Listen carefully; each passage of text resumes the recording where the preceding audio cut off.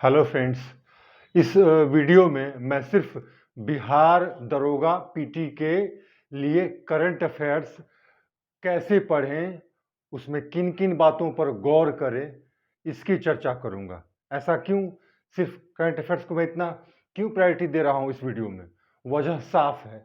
आपने निश्चित रूप से बिहार दरोगा पीटी के जो एग्जाम्स हुए हैं 2019 में, फर्स्ट पाली सेकेंड पाली दोनों के क्वेश्चन का एनालिसिस जरूर किया होगा और तब आपने जरूर पाया होगा कि पॉलिटी, हिस्ट्री, इकोनॉमी, ज्योग्राफी सबके मुकाबले, मैथ्स सबके मुकाबले करंट अफेयर्स के क्वेश्चंस सबसे अधिक थे, है ना। जैसे 100 क्वेश्चंस हैं उसमें 5 क्वेश्चंस तो आते हैं मैथ्स के, बाकी बच गए कितना? 95, 95। 95 में 2 या 3 क्वेश्चंस इकोनॉमी के होते हैं, जिसके लिए अलग से तैयारी करने की बहुत ज़्यादा जरूरत नहीं होती है, फिर भी थोड़ा बहुत तो पढ़ना ही चाहिए। बाकी जो बच गए 90 से 92 क्वेश्चंस, उसमें अकेले करंट अफेयर से कितना क्वेश्चन होता है? 25 से लेकर 30 के बीच में।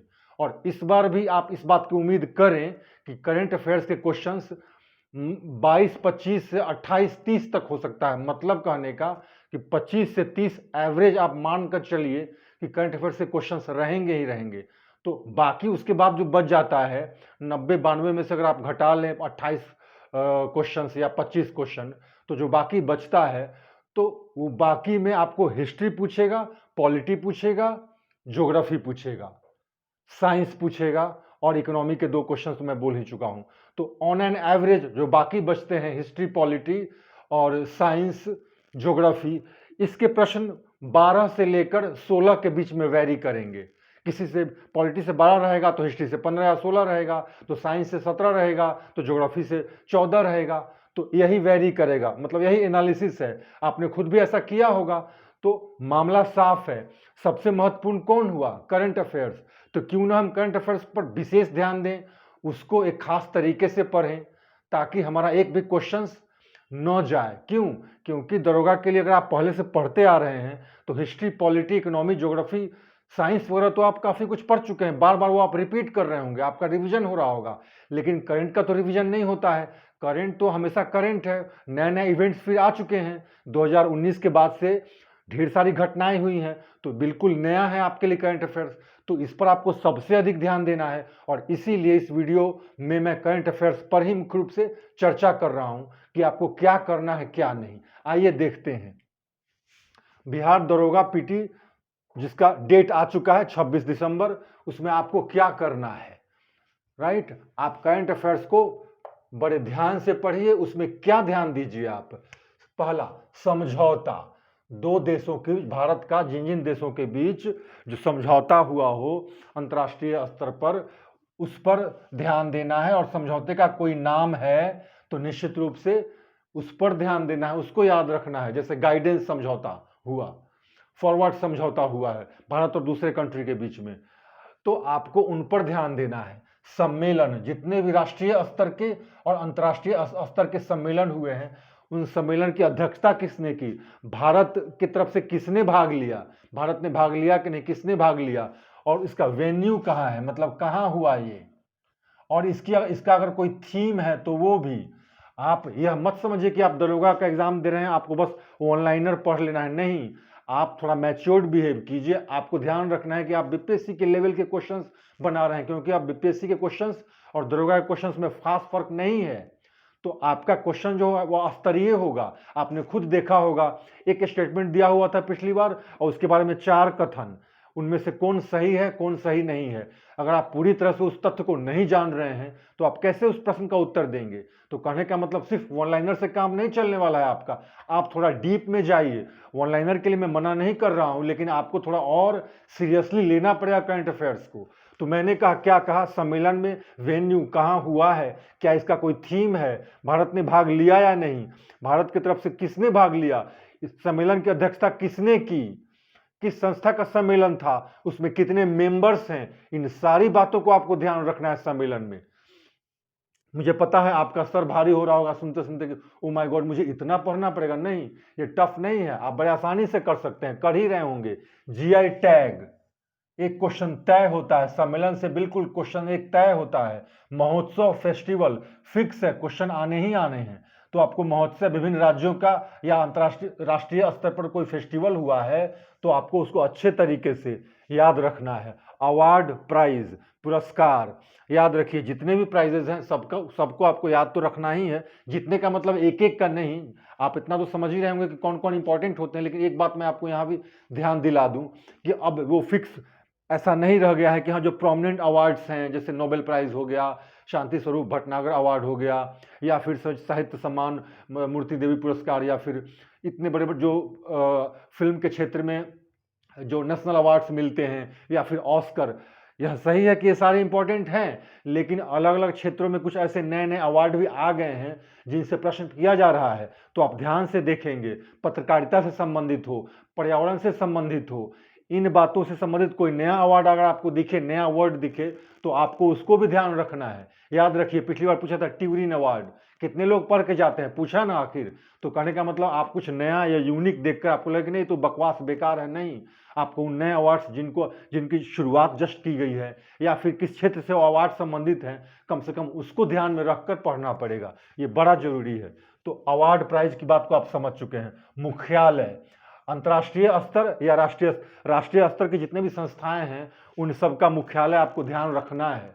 इवन जो प्रोमिनेंट बैंक्स हैं उनका भी मुख्यालय ध्यान रखना है। जो प्रोमिनेंट इंस्टीट्यूशंस हैं उनके फुल फॉर्म को भी आपको जानना है, क्योंकि ऐसे प्रश्न बार बार पूछे जा रहे हैं दरोगा में। फिर देखिए दिवस, राष्ट्रीय हो या अंतर्राष्ट्रीय, यहाँ आपको फिर ध्यान देना है। दिवस का मतलब कुछ प्रोमिनेंट है पारंपरिक रूप से, जैसे वर्ल्ड इन्वायरमेंट डे, पर्यावरण दिवस, जल दिवस, ये तो आप याद रखेंगे ही, लेकिन पिछले 1-1.5 सालों में कुछ नए नए दिवस भी, डे भी शुरू किए गए हैं यूनाइटेड नेशंस के द्वारा या फिर भारत सरकार के द्वारा भी। तो आपको उसको ध्यान रखना है। और दिवस में अगर इसका कोई खास थीम है उसको भी ध्यान रखना है आपको निश्चित रूप से। इससे 1 या 2 प्रश्न की उम्मीद आपको करना ही करना है, पूछेगा ही। मंत्रालय मैंने क्यों लिखा? मंत्रालय मैंने इसलिए लिखा कि आपको यह याद रखना है, यह ध्यान देना है, बल्कि याद क्या रखना है, आप जितने भी ये मंत्रालय होते हैं, मिनिस्ट्रीज होते हैं, जैसे मान लीजिए मिनिस्ट्री ऑफ फाइनेंस हो गया, होम मिनिस्ट्री हो गया, तो आप बुक स्टोर पर जाइए, इंडिया ईयर बुक का शॉर्ट फॉर्म बेचता रहता है, या फिर आप नेट पे ही जाइए, different ministries of India, Bharat के मंत्रालय, ऐसे करके आप उसको गूगल कीजिए, देखिए, तो आप पाएंगे कई मंत्रालय, कुछ ऐसे मंत्रालय हैं जिसमें कई विभाग होते हैं। जैसे आप ले लीजिए मिनिस्ट्री ऑफ फाइनेंस के, इसी में 5 विभाग है, मिनिस्ट्री ऑफ होम मिनिस्ट्री। तो कहने का मतलब क्वेश्चन इस तरह से पूछने लगा है और पूछता है दरोगा में कि फलाना विभाग किस मिनिस्ट्री के अंतर्गत आता है। बड़ा आसान होता है ये, आप इस काम को करके तो देखिए, एक प्रश्न यहाँ से पूछने की काफ़ी संभावना रहती है और पूछेगा, तो आपको यह काम करना है, कोई कोताही नहीं बरतनी। अब आइए देखिए स्पोर्ट्स से 2-3 प्रश्न की उम्मीद आप कर सकते हैं। और साथ साथ जो इंटरनेशनल स्पोर्ट्स होने वाले हैं उनके वेन्यू, मतलब वो कहाँ होने वाले हैं, वेन्यूज, उनको आपको याद रखना है। आगामी जो होने वाले स्पोर्ट्स हैं, इंटरनेशनल इवेंट्स हैं, और जो हो चुके हैं पिछले 1 साल में, उसको तो आपको याद रखना ही है। उसमें भारतीय खिलाड़ियों का क्या परफॉर्मेंस रहा वो याद रखना है, किस खेल से जुड़े हुए हैं वो याद रखना है। जब आप खिलाड़ी पढ़ें तो आप यह भी ध्यान रखें कि कौन खिलाड़ी किस क्षेत्र से संबंधित है। उस स्पोर्ट्स का अवार्ड न जीत कर, मतलब किसने क्या जीता यह ना पूछकर, कई बार पूछता है कि ये खिलाड़ी किस खेल से संबंधित है। तो इस पॉइंट ऑफ व्यू से आपको पढ़ना है, समग्र रूप से, होलिस्टिक वे में। स्पोर्ट्स बहुत ध्यान से करना है। 2-3 प्रश्न इससे आ सकते हैं। युद्ध अभ्यास करना ही करना है, 1 प्रश्न तो निश्चित है। नई पुस्तक और लेखक, याद रखिए नई पुस्तक 2021 में जितनी नई पुस्तकें आई हैं उनके लेखक कौन है, सब तो नहीं, लेकिन मैंने वीडियो बनाया है जो इंपॉर्टेंट बुक्स है। मैंने कॉमन मिनिमम पैकेज ऐसा एक सीरीज चलाया हुआ है, तो आप उसमें से भी देख सकते हैं। जो इंपॉर्टेंट बुक्स है मैंने उसका एक लिस्ट बनाया है, वो मैंने उसका वीडियो बनाया है। यह तो भी करना ही है आपको। साथ साथ पुरानी किताबों को भी एक बार देख लेना है, लुसेंट और क्राउन से, मैंने अपने पिछले वीडियो में बताया भी है। क्योंकि यहाँ पे दरोगा में पुरानी किताबों, पुरानी मतलब जो महत्वपूर्ण और पॉपुलर किताबें हैं, चाहे वो इंग्लिश लैंग्वेज का हो या हिंदी लैंग्वेज का हो, चाहे एंसेंट इंडिया का हो या इंग्लिश राइटर का हो, उनको भी एक बार देना है, ध्यान से देख लेना है। उनसे भी एक सवाल रहता है, और नई किताबों से तो रहता ही है, चूँकि करंट अफेयर्स का ये पार्ट हुआ। एब्रिविएशन मैंने बताया था। एब्रिविएशन में आपको याद रखना है, जो पुराने हैं वो तो आप जानते हैं, अभी पिछले 6, 7, 8 महीने में या 1 साल में नए नए टर्म आए हैं। जैसे मैंने बताया पिछले वीडियो में, जैसे मान लीजिए स्वामित्व हुआ, अभी अभी चर्चा में था मित्र, पीएम मित्र योजना, जो टेक्सटाइल से संबंधित है। तो मित्र का फुल फॉर्म है मेगा इंडस्ट्रियल पार्क, ऐसा कुछ करके। तो आपको जितने जो इस तरह के एब्रिविएशन हैं उनका फुल फॉर्म याद रखना ही रखना है। इससे एक प्रश्न निश्चित है। अंतरिक्ष अभियान, भारत के द्वारा जो ग्रह जो भी छोड़े गए हो उपग्रह वगैरह, उसका डेट भी आपको याद रखना। ज़्यादा छोड़े ही नहीं गए हैं पिछले 1 साल में कोविड की वजह से, लेकिन जो कुछ हुए हैं उसको तो आपको डेट सहित याद रखना ही है। अंतर्राष्ट्रीय स्तर पर भी जो अंतरिक्ष अभियान हुए हैं उनको भी आपको याद रखना है, और आगामी जो अंतरिक्ष संबंधी अभियान होने वाले हैं उनको भी आपको ध्यान रखना है। ये आपको समग्र रूप से इसको पढ़ना है। उसके अलावा ऐप्स में ऐप्स का नाम, ऐप्स का क्या इस्तेमाल है, बात यहीं तक सीमित नहीं है, बल्कि ऐप्स किस संस्था से, किस मंत्रालय से रिलीज किए गए, लॉन्च किया गया, यह भी आपको ध्यान रखना जरूरी है। याद है आपको, जैसे पिछली बार पूछा था या कई एग्जाम में पूछा है, मनी ऐप किसके द्वारा रिलीज किया गया, संजीवनी ऐप किसके द्वारा रिलीज किया गया, इस तरह से। तो क्या उद्देश्य है और किसके द्वारा लॉन्च किया गया, इन बातों को भी ध्यान में आपको रखना है। मंत्रालय की चर्चा तो मैं कर ही चुका हूं। अब मैं कुछ और बात आपको बताऊं। जैसे मैंने देख रहा हूं इधर एक अजीब सी, मैं अपने क्लास के स्टूडेंट्स को भी देखता हूं और बाकी लोगों से भी बातचीत होती है, प्रैक्टिस सेट बनाने की होड़ सी लगी है। बहुत अच्छी बात है, प्रैक्टिस तो बिल्कुल, अब तो आपको लगभग समझिए 3 घंटे देने हैं डेली प्रैक्टिस में। लेकिन मैं एक बात देख रहा हूँ, बुक स्टॉल्स पे डिफरेंट प्रकाशन के प्रैक्टिस सेट्स आते हैं, लड़के आंख मूंद को उनको खरीद रहे हैं, बगैर यह सोचे कि उसका स्टैंडर्ड क्या है, उसमें क्वेश्चंस कैसे हैं। और ये जो पब्लिशर्स हैं, ये पुराने जो उनके प्रैक्टिस सेट है उनको अदल बदल के, फेर बदल करके इस सेट का कुछ क्वेश्चन उसमें डाल के उसी को रिपीट कर रहे हैं, और आप सब उसको आंख मूंद कर बनाए जा रहे हैं।